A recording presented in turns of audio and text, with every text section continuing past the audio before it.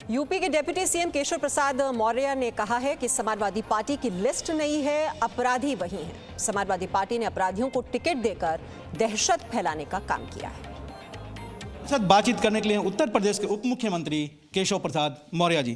Keshav ji, BJP अपनी सूची जारी कर रही है, उसमें जो भी जातिगत समीकरण होंगे, लेकिन अखिलेश यादव ने जो पहली सूची जारी की है उसके बारे में आप क्या कहना है? उसमें उन्होंने यादव को भी भरपूर टिकट दिया और अल्पसंख्यक खासकर मुस्लिमों को भी। देखिए, भारतीय जनता पार्टी की सूची सामाजिक समीकरण यानी सबका साथ सबका विकास का गुलदस्ता है, लेकिन समाजवादी पार्टी की सूची अपराधियों, माफियाओं, दंगाइयों, भ्रष्टाचारियों, व्यभिचारियों, पलायन के लिए मजबूर करने वालों का उनका ये समीकरण है कि हम अपराधियों के गुंडों के बल पर उत्तर प्रदेश का चुनाव लड़ेंगे और उत्तर प्रदेश की जनता अगर सीधे वोट नहीं देगी तो हम गुंडों के बल पर वोट लेने का काम करेंगे। लेकिन भारतीय जनता पार्टी विकास के बल पर, सुशासन के बल पर, गरीब कल्याण के योजनाओं के बल पर, किसानों की आमदनी बढ़ाने के बल पर, नौजवानों को भ्रष्टाचार मुक्त नौकरियां उपलब्ध कराने के बल पर उत्तर प्रदेश में एक जो बहुत बड़ा परिवर्तन आया है, सपा बसपा कांग्रेस के जो तिकड़ी का केंद्र में और उत्तर प्रदेश में सपा बसपा का जो कार्यकाल रहा है वह उत्तर प्रदेश को बर्बादी की ओर ले जाने वाला रहा है और भाजपा का जो कार्यकाल रहा है उत्तर प्रदेश को खुशहाली की ओर ले जाने वाला रहा है। केशव जी, आप कहें कि गुंडे, मवालियों, अपराधियों का सूची है, लेकिन अखिलेश यादव जो सूची जारी कर रहे हैं और आने वाले दिनों में करेंगे, उसकी बदौलत कर रहे हैं 300 पार 2022 में इस बार साइकिल के लिए। श्री अखिलेश यादव जी को अभी मैंने एक दिन कहा था कि श्री अखिलेश यादव जी बताइए सूची क्यों छिपा रहे हो, उस सूची के अंदर कौन है यूपी की जनता को क्यों नहीं बता रहे हो। भाजपा के डर के मारे उनको सूची जारी करना पड़ा और उनका जो वास्तविक चरित्र है वो जनता के सामने आ गया। वह तो चाहते हैं कि यूपी के अंदर केवल अपराधियों को पैदा करने वाली फैक्ट्रियां लगा दें।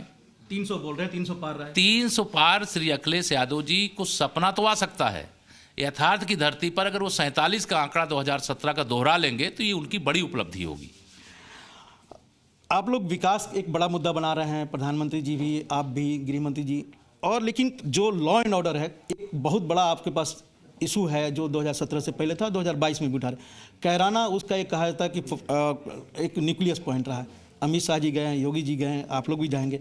आखिर क्या है कैराना जिसकी बदौलत पूरे उत्तर प्रदेश में कमल खिलाना चाहते हैं? देखिए, उत्तर प्रदेश की 24 करोड़ जनता सबसे पहले अपनी सुरक्षा चाहती है, सुरक्षित रह करके विकास चाहती है और विकास में गरीब जो सबसे पीछे छूट गया है उसको भी मुख्यधारा में लाना चाहती है।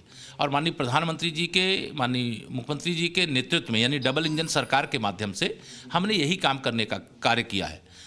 कैराना की जो घटना सहित, मुजफ्फरनगर के दंगों सहित उत्तर प्रदेश में जो 700 से अधिक दंगे हुए, उन 700 से अधिक दंगों के कारण से जो उत्तर प्रदेश में भय का वातावरण था, उस भय के वातावरण से हमने उत्तर प्रदेश को बाहर लाने का काम किया।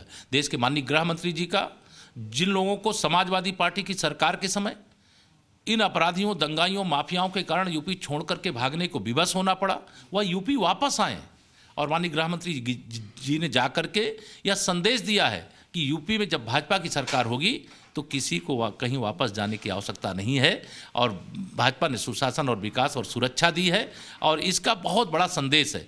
तुष्टीकरण करना ये श्री अखिलेश यादव जी का और समाजवादी पार्टी का, कांग्रेस पार्टी का, बसपा का यह चरित्र है। भाजपा का चरित्र सबका साथ सबका विकास।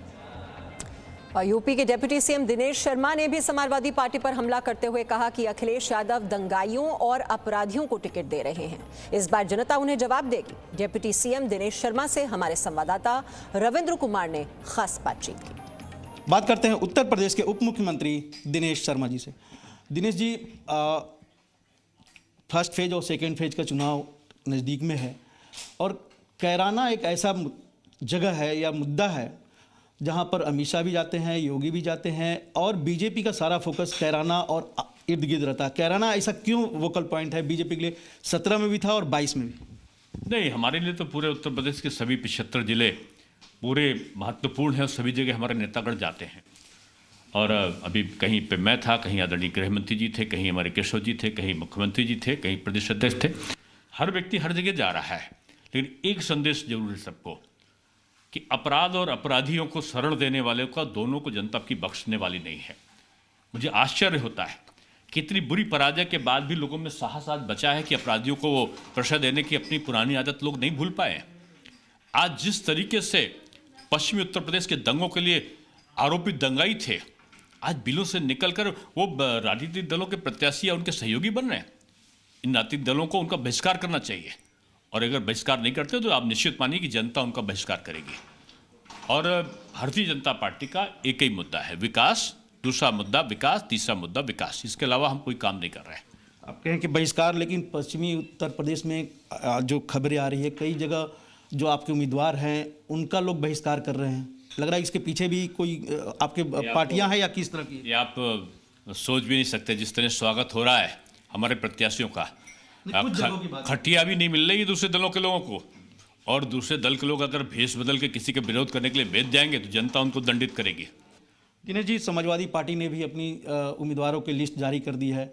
उसमें बहुत सी देखने में आ रहा है, ओबीसी को भी काफ़ी संख्या में दिया गया है, लेकिन एमओआई समीकरण पर बहुत ज़्यादा फोकस लग रहा है आपको? देखिए, कोई समीकरण बना ले, उत्तर प्रदेश का एक ही समीकरण है कि बीजेपी को प्रचंड बहुमत से विजय दिलाने का लक्ष्य, और उत्तर प्रदेश की जनता ने विकास का जो सुगंध है उसको चखा है, और जो अपराध की दुर्गंध थी, भ्रष्टाचार की जो दुर्गंध थी, जो अराजकता और बहुबेटियों के अपमान की दुर्गंध थी, उससे वो दूर रहना चाहती है। तो दोनों ही उप मुख्यमंत्रियों की बात आपने सुनी और बीजेपी की जीत को लेकर आश्वस्त नजर आ रहे हैं। Presenting B News app available on Google Play and App Store. Download it now.